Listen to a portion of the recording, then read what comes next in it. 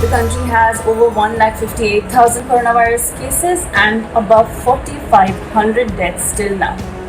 Now, amid all of this, the Railway Ministry is planning the restart of several trains from June the 1st. The Railways is gearing up for this graded resumption after domestic flight. The services were started by the centre.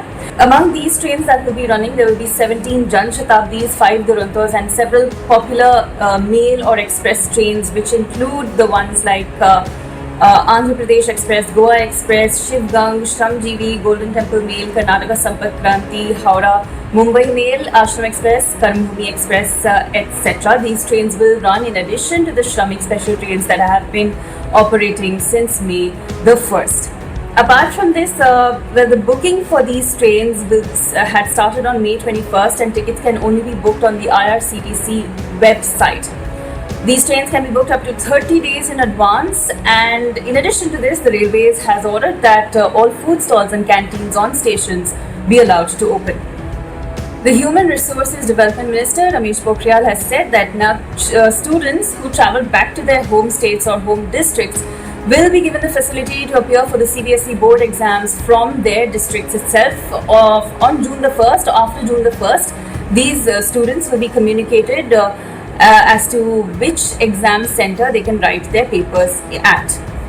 In another big development, scientists have found, this study is yet to be peer reviewed, but for now some scientists have found that the respiratory droplets formed by coughing, sneezing or even while talking can travel much further than 6 feet of distance in cold and humid conditions.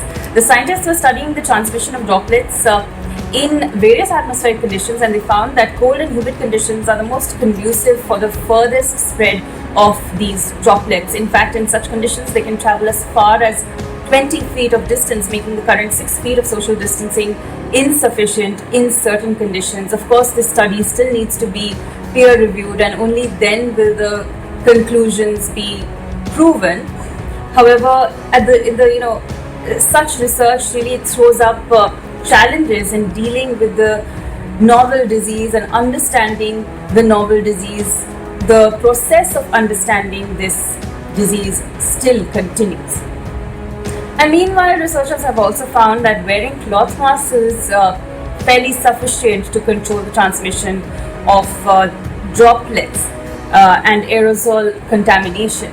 Especially cloth masks with several layers of cotton fabric can actually block droplet and aerosol contamination of the environment, and therefore this may reduce the transmission of COVID-19. So buying those expensive N95 masks and surgical masks, which are often in limited supply and that are often needed more by frontline workers, we can probably just give those a miss and opt for cloth of fabric made masks instead, which can also be very easily made at homes by ourselves.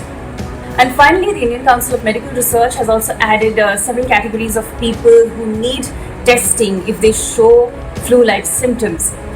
These categories of people include police personnel at checkpoints, building security guards, airport staff, bus drivers and other staff, vegetable vendors and pharmacists. They've all been identified as frontline workers who need to be tested for COVID-19 if they show flu-like symptoms. These categories of people are in addition to medical frontline workers, paramedics, as well as returning migrants. That's all for today. Thanks for watching.